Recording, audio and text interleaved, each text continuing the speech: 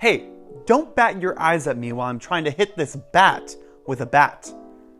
English. While there are around 7,099 languages spoken on our planet, it is said that English is one of the most difficult to learn. You may have been there, getting ready to travel somewhere new, and in a hurry you download Duolingo on your iPhone, hoping to crash course a new language and become fluent on it by the time your plane lands. Why is it that out of all the languages that exist, English is considered one of the hardest languages to learn?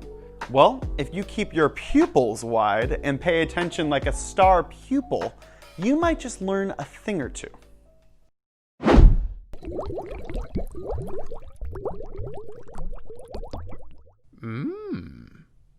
The English language has weird spelling, grammar, and pronunciation rules. Words that are spelled the same or sound the same often have two different or even opposite meanings. Even little tricks like I before E except after C don't always apply. This can create confusion in the mind of someone who doesn't speak English as a first language.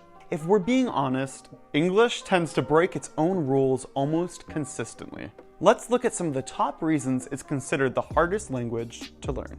The fact that English contains many idioms that don't make sense makes it one of the hardest languages to learn. For those who don't know, an idiom is an expression in the usage of a language that is peculiar to itself, either in having a meaning that cannot be derived from the conjoined meanings of its elements. For example, when something is considered easy, we say, it's a piece of cake. Why? I don't see cake anywhere.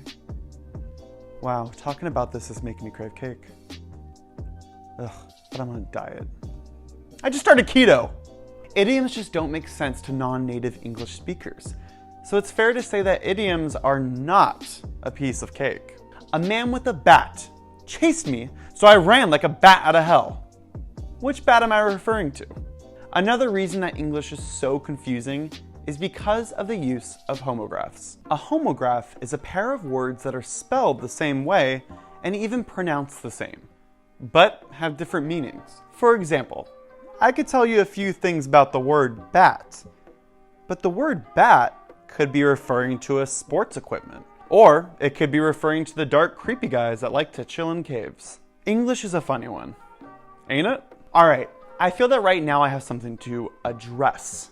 Why is it that my Postmates driver can never find my address? Another reason English is so difficult is because the meaning of words can change depending on what syllable is stressed.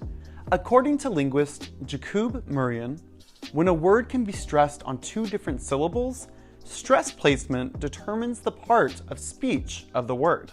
Example, whether it is a verb or a noun. As a rule of thumb, if the stress is on the second syllable, the word is usually a verb.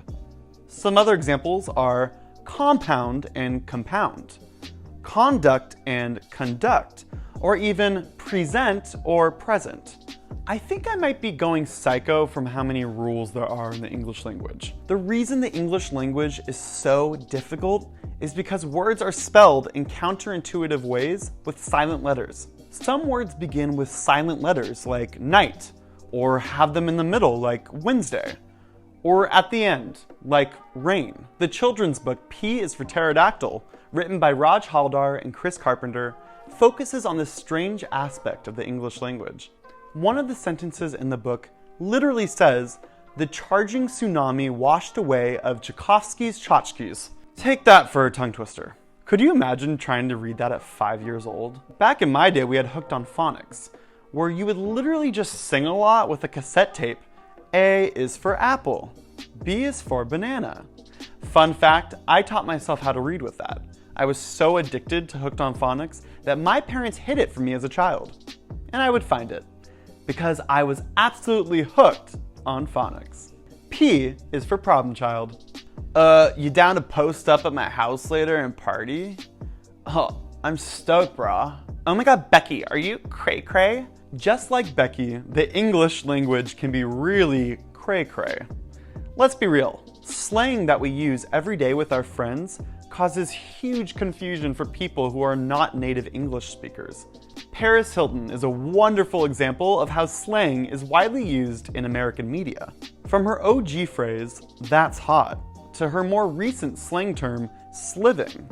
Paris Hilton definitely knows what's up when it comes to slang. Now, does she actually think things are physically warm when she says that's hot? No. Slang is defined as unconventional words or phrases that express either something new or something old in a new way. It is flippant, irreverent, indecorous, it may be indecent or obscene. We tend to pick up on the latest phrases that are often introduced to us by our close friends, our local culture, such as "sup bro" in Southern California, or "that's wicked" on the East Coast, or even the media, for example, Paris Hilton. Slang often turns the English language on its head because these phrases in themselves have complete new meanings. I'm sliving for it. It's clear that the English language offers plenty of rules, pronunciation, phrases, etc. that are quite confusing to grasp if you're a non-native speaker. Language is an interesting one, but I think it's fair to say that English takes first prize for being the hardest to learn.